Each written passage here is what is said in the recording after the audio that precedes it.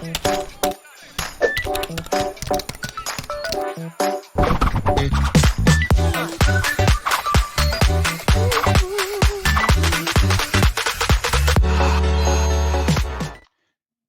everyone. My name is Stephen Halasnik, and I'm co-founder and managing partner of Financing Solutions. Financing Solutions is a leading provider of lines of credit to small businesses. Our line of credit program is fast, easy, inexpensive, and costs nothing to set up, making it a great cash backup plan for your business. If you'd like to learn more about our line of credit program, please visit us at fscreditline.com. That's FS as in Financing Solutions, creditline.com. Or give us a call at 862-207-4118. Remember, the time to set up your credit line is when you don't need it, so that when you do need it, it's ready to go. Today, I am excited to be speaking with Brian Scudamore, founder of companies such as 1-800-GOT-JUNK, O2E Brands, Wow One Day Painting, and Shake Shine. Many of those in the United States, and maybe Brian will correct me if I'm wrong, certainly know 1-800-GOT-JUNK, and I'm not sure if Wow One Day Painting and Shake Shine is as known in the United States as 1-800-GOT-JUNK. Brian, is all that introduction that I basically said true? It's close to true, except it's Shack Shine, not Shake. I'm sorry, Shack Shine. Okay. I know you got a company that does Shake Shack. Shake Shack. So it probably gets confused. It's Shack Shine, which is house detailing, people's homes, power washing, window washing, and so on.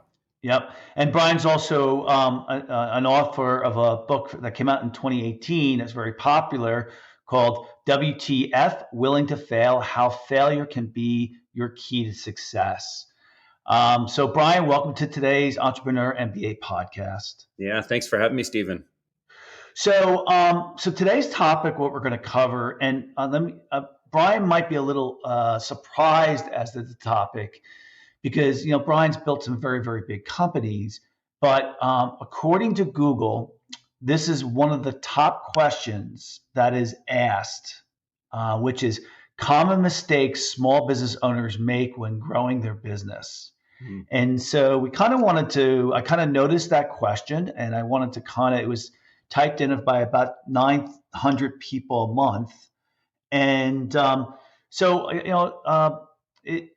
if Brian can remember what it's like to start a small business, Brian, tell me some of the things that you think are some of the common mistakes that you either remember doing, that you see that happens over and over again, like you and I, we've had our 20 plus years of experience building companies. So what do you think?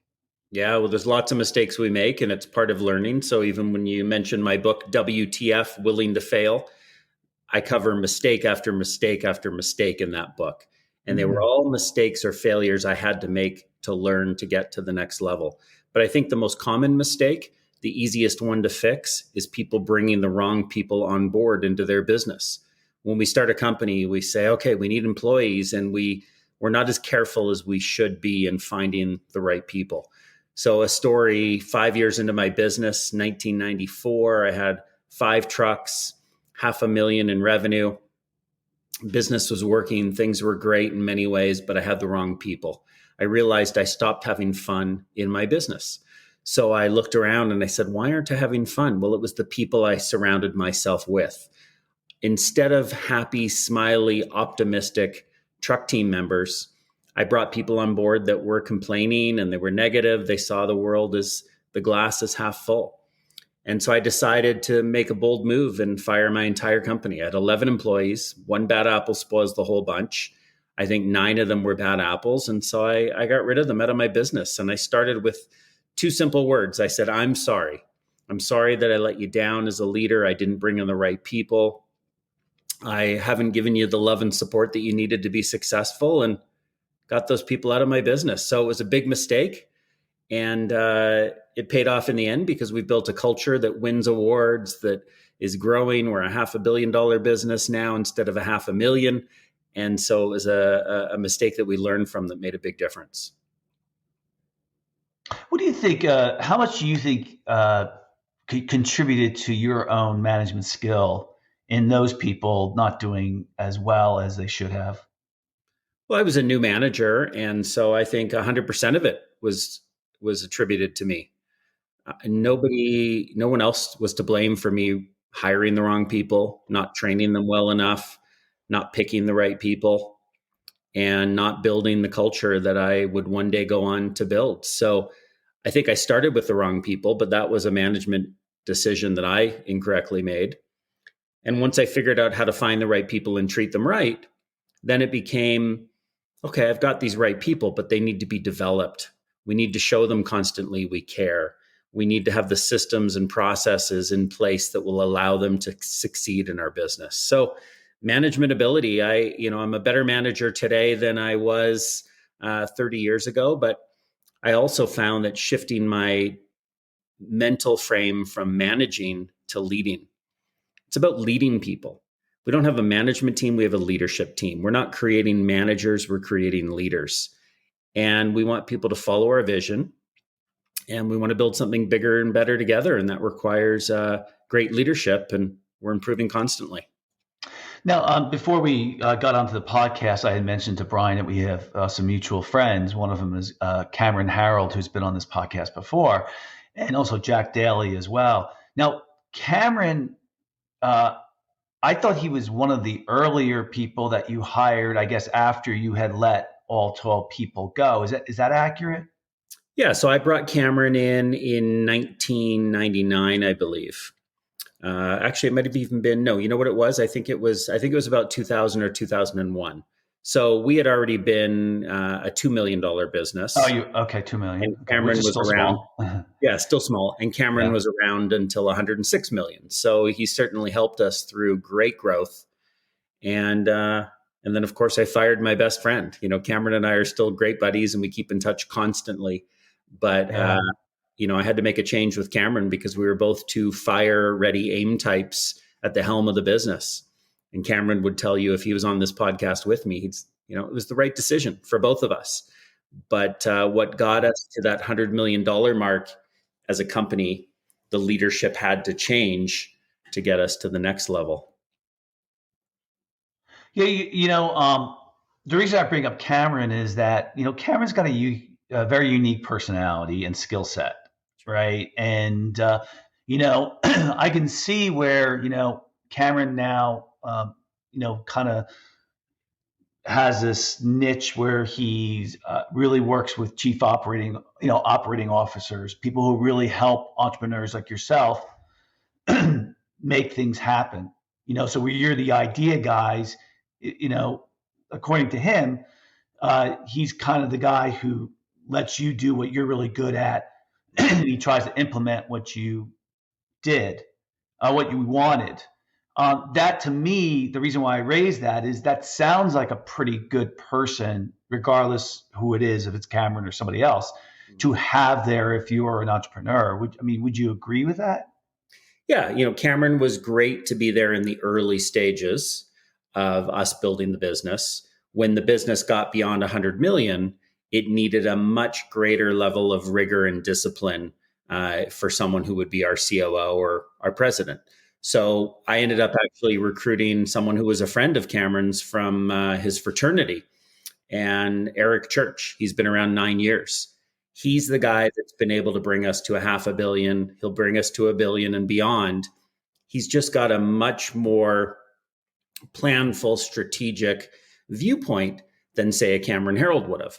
Cameron was the guy where we both had so much energy and we would do anything to grow the business. We were unstoppable. When the business gets bigger, you're not a little motorboat that can move so nimbly. You're a big cruise ship, and you need to plan your turn and your next sort of tact and direction. And so that's where the right leader for the right time.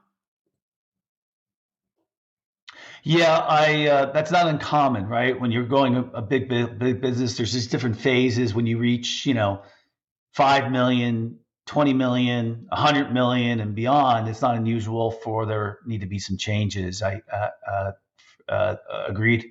Absolutely. Yeah, no, it's different levels require different leadership.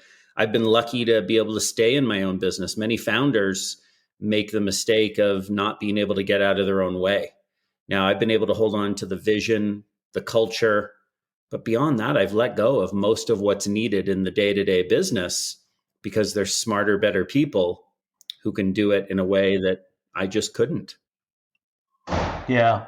But when looking back on, I mean, the number one thing you said, well, you said one of them. I don't know if it was the number one, but it sounds like it was, getting the right people, hiring the right people, managing them, giving them the proper training. That was one of the top things. That agreed? Yeah, that was, if you don't have the right people, what have you got? Nothing. A company Yeah. is a company of women and men building something together, driving towards a common goal. And if you don't have a company of the right people, I don't think you have a company. The I brand, have to ask you this. I'm sorry. I no, the apologize. brands Go out ahead. there that I admire, I believe, have done that right. Starbucks, Apple, they found the right people. They found people that fit their culture. And they're leading towards a common shared vision and goal. Yeah, I have to ask you this question because I've been studying it a little bit, and that is, what do you think is the idea about remote employees working and the idea on how it's going to affect culture, how it's going to affect an organization? What do you think about that topic? Mhm. Well, I mean, right now we don't have much of a choice, and the world had to work remote. And depending where you are in the world, many people are still remote. I find that it has an impact on the culture, partially in a positive way and partially in a negative way. So, where we've benefited from remote work is the flexibility that people have to spend time with their families, to spend time out of the office, to recharge in a more flexible way. That's been a plus. People, I believe, have not been able to connect and communicate in the same nose to nose, face to face type fashion that we're used to. And I think we've adapted and we've gotten used to connecting on screens, but it's not the same. When we go back to the office, it won't be the same. We will have people working remotely who might be there once a week, once a month. It depends on the role, but we will still have a human connection. I feel that's important, that it's easier to have a Zoom call with someone who you've met. I have employees now on my team that I still have yet to meet after a year. So I think there's no substitute Yeah. for some human connection. But remote work, we've realized we can move fast and get things done without all being together at the same time or in the same office. I think another benefit, we do a stand-up huddle meeting every single day for probably 20 years. Mhm. We have this 7-minute huddle that brings us together to review the numbers, what's working, what's not, how's the culture, and so on. And when we shifted immediately when the pandemic started and moved to going online, I thought, oh, there's no way this is going to last. But it actually got better. Instead of having a room full of 100 or 200 people, all facing a stage where you've got the person on stage presenting at huddle, you are only seeing people's backs. In Zoom, you're seeing everybody's smiley faces. In real life, the introverts who don't want to speak up, who might be shy in a Zoom world, are lighting up the chat. So we are finding that there are actually things that have made huddle online better than the huddle in person. Now, again, there's no Yeah. replacement for the in-person connections, but I think remote work is going to be a lot more remote, along with some human face-to-face engagement. Yeah, it's going to be a fascinating social experiment when everybody comes out of the COVID situation and companies stay hybrid or everything. It'll be interesting to see how it changes things, or if it reverts back. Do we find that we need to be close to the people? Mhm. So, what would you say the second thing is when you're building your company, and you want to get it over to the next phase? So, in this podcast, we are trying to help entrepreneurs who are already business owners get over the $10 million mark. What would you say is an important thing other than hiring the right people and what we've talked about so far? Mm-hmm. Yeah, having a vision, a clear picture of what your future looks like. I call it the painted picture. And so I sat on my parents' dock 8 years into my business. They had this little summer cottage, this little shack. And I sat on the side of the dock, and I was in a bit of a doom loop where I felt like, I don't know if my business is growing fast enough. I don't know if the potential's there to make it be as big as I would like it to be. I felt I was surrounded by entrepreneurs through the entrepreneur organization who had bigger, more glamorous businesses. And I was feeling depressed about where I was with my little $1 million business. So I said, okay, Brian, put the doom loop aside, think pure possibility. What could my world in my business look like if only I could imagine pure possibility? So I said, Mhm. let me look at, sounds like you got some dogs barking. Uh, Yeah, sorry. no, good. So I said, let me look at my business and say, what could pure possibility look like? So I said, imagine what could I see? We'd be in the top 30 metros in North America within 5 years. We'd be the FedEx of junk removal. We'd be on the Oprah Winfrey show. I started imagining big, bold ideas. And quite quickly, as I put them in writing, I realized, wow, I'm not depressed at all. I can see this possibility. And I think what entrepreneurs fail to do is have a clear painted picture vision of where they're going. They don't need to know how they are going to get there. And Cameron Harold was great at this. He said, let's not figure out how. That's his job. He would reverse engineer from the painted picture and say, how are we going to figure this out? But write the vision, the painted picture first. If you don't know where you're going, any road will take you there.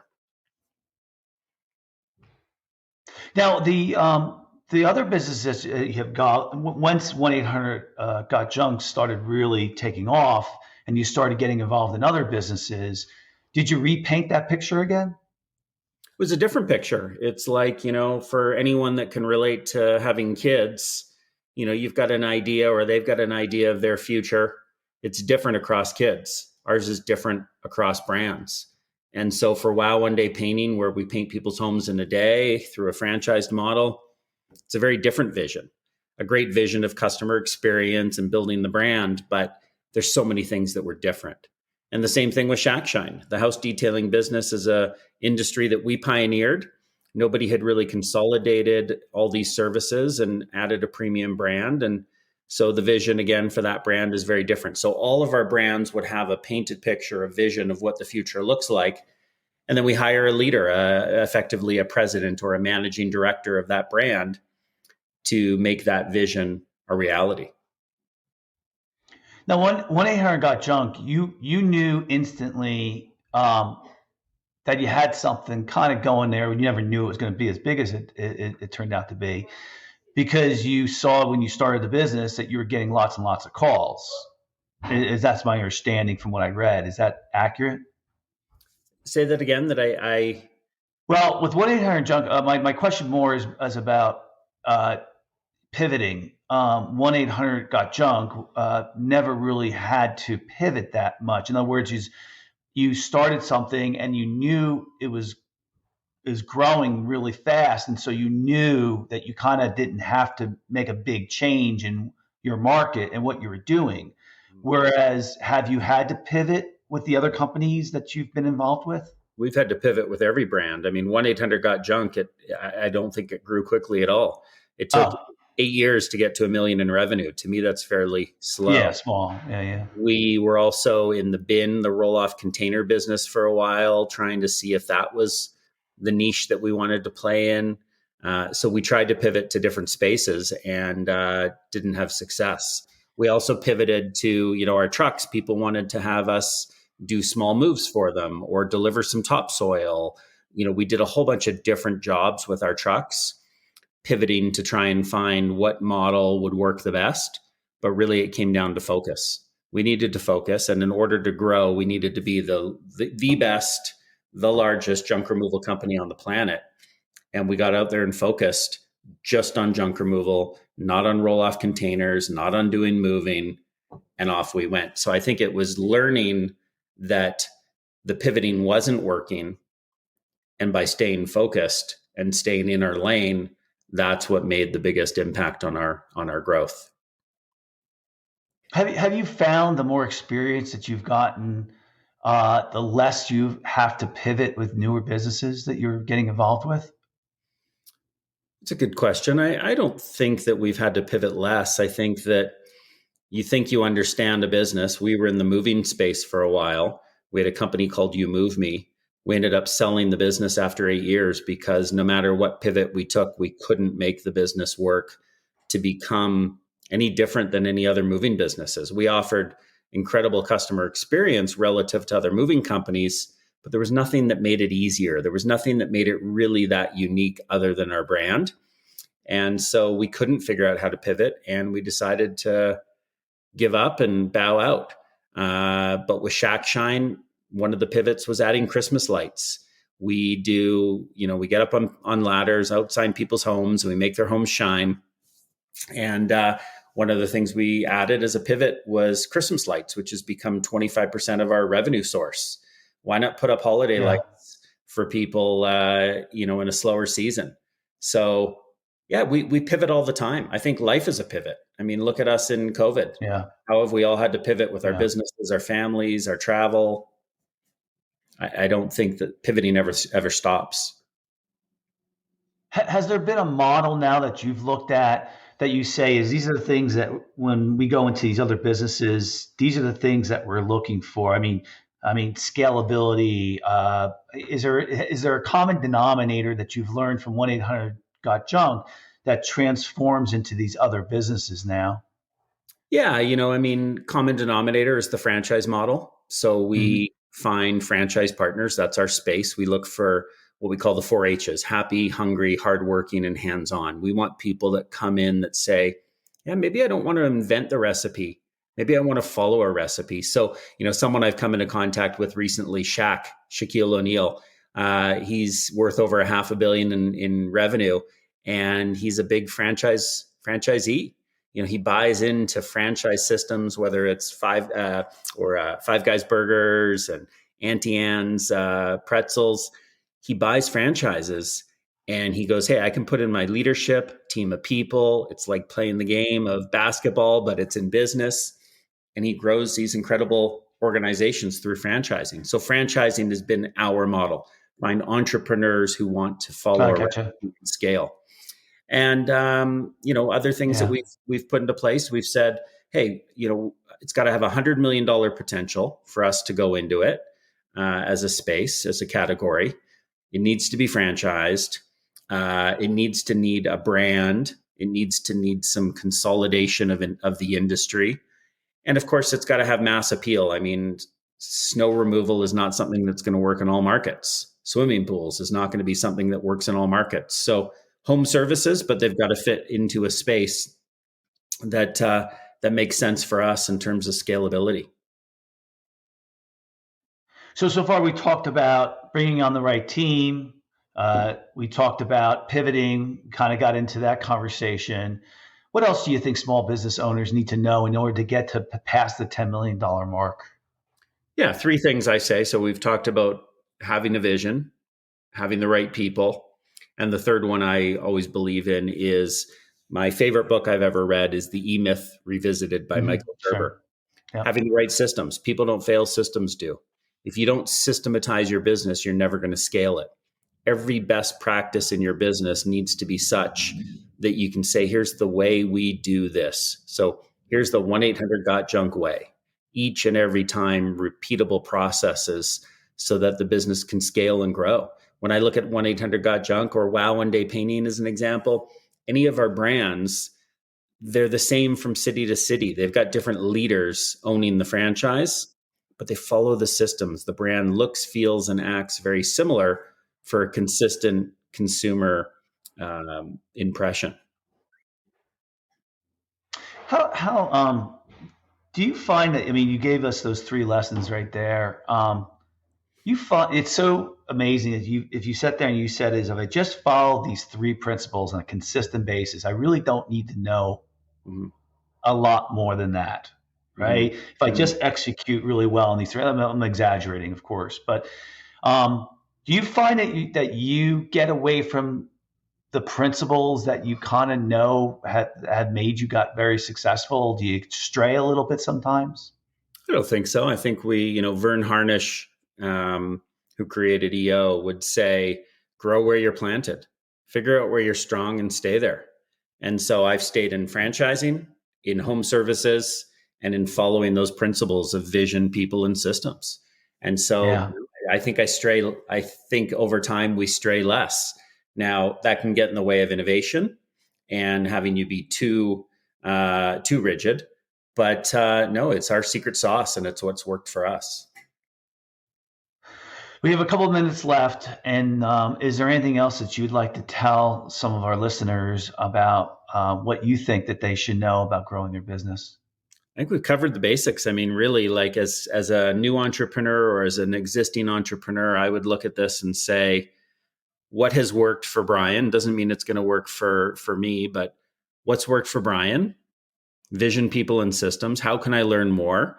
If anyone wants to DM me on any of my social media and say painted picture, please, I'll send them an article I wrote on creating a vision, a painted picture, a process that we've used. In terms of systems, read the E-Myth. And in terms of people, just really, really carefully think each and every hire you bring on board, am I finding the right people? And then am I treating them right? And if you can follow those basic principles, I think you got some good things ahead of you. Yeah, just an interesting fact. You might find this interesting, and that is, so I hired Michael Gerber, who wrote the E-Myth's second in command, as a business coach. Before she had left, and she was my business coach for 12 years. And she said that Brian didn't really follow the principles of the E-Myth, where she said that systems, processes, and people, he was a little bit more lax about it than you would have thought. And I always thought that was really interesting. And a guy who wrote the book that many entrepreneurs consider to be one of the standard must reads, and I would still recommend reading that book.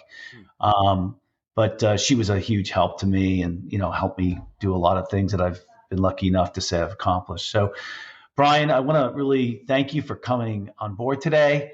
For our listeners that are out there, if you are looking for a line of credit, please visit our website at fscreditline.com. I'm a firm believer that every business should have a line of credit in place just in case. And if you want to visit our fscreditline.com or give us a call at 862-207-4118. Brian, if anybody wants to reach you, how would they go about doing that? Any social media, pick your poison, go to LinkedIn, go to Instagram. They can just look for @Brian Scudamore, and pretty simple. Great. Awesome. And Brian, thanks again for coming on. I know you're a busy guy, and your thoughts are really valued to a lot of our listeners and to me as well. Yeah. Great. Well, all right, everybody, have a great day. Stay safe. We're almost out of this terrible situation with COVID, and give us a couple more months, and I think everyone will be feeling a lot better. All right, have a good day. Brian, good talking to you. Thank you. You too.